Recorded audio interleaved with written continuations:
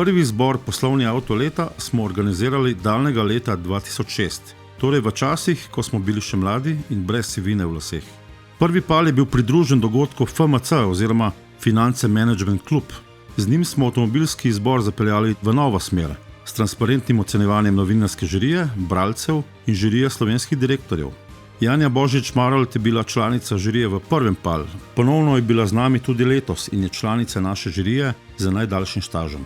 Zmagovalci prvega izbora Poslovni avto leta so bili Mercedes-Benz razreda S, Volkswagen Passat, Volkswagen Golf in Renault Clio.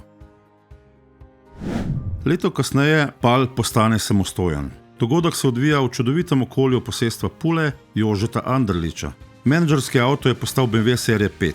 Z nami pa je bil pokojni Janez Ajlec, ki je na dogodek pripeljal zvezdo večera, Mercedesa SLR McLaren. Izbor Poslovni avto leta 2009 smo prvič organizirali na Gorenjskem. Pal 2010 pa smo testni dan z menedžerji iz običajnih cest preselili v bolj varno okolje, v AMZS center varne vožnje na Vranskem. Leta 2011 je zaključni dogodek obiskalo preko 300 gostov. Leto kasneje pa so se z voditeljico Bernardo Žaren prvič in zadnjič na dogodek pripeljale s kočijo. Leto 2013 je v menedžersko kategorijo prinesla nove igralce, Jaguarja XF in Lexusa GS. Na koncu je vseeno slavil Nemec, BMW serije 7. Pri poslovnih pa se je v ospredje zapeljala Mazda 6.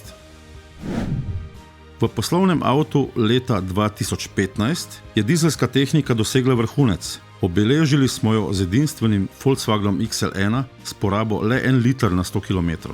Okolju prijazne avte pa smo pozdravili z novo kategorijo Eco Auto. Prvo zmago je odpeljal BMW i3. Leta 2019 smo prvič izbirali med tovornimi vozili. Kipca zmagovalcev sta odpeljala Mercedes-Benz Actros in Ford Transit Connect. Leto kasneje smo si nadeli maske, se pogovarjali z razdalje in prvič razglasili električni avto leta. Prvi kipec je odpeljal Renault Zoe. Obenem smo prvič razglasili tudi luksuzni terenec leta. Ta je pripadel BMW-ju X5. Obi novi kategoriji sta stalnica tudi danes. Poslovni avto leta je torej v vseh 19 letih ohranil enaka sporočila transparentnega in merodajnega avtomobilskega izbora. Spreminjal se je le v delčkih, ki so sledili trendom.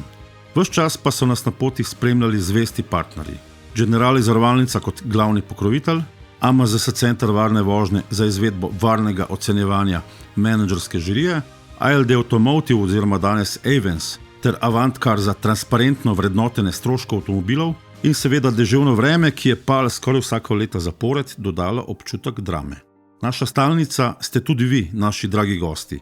Hvala vam za vaš čas in pozornost. Ostanite z nami še naslednjih 20 let.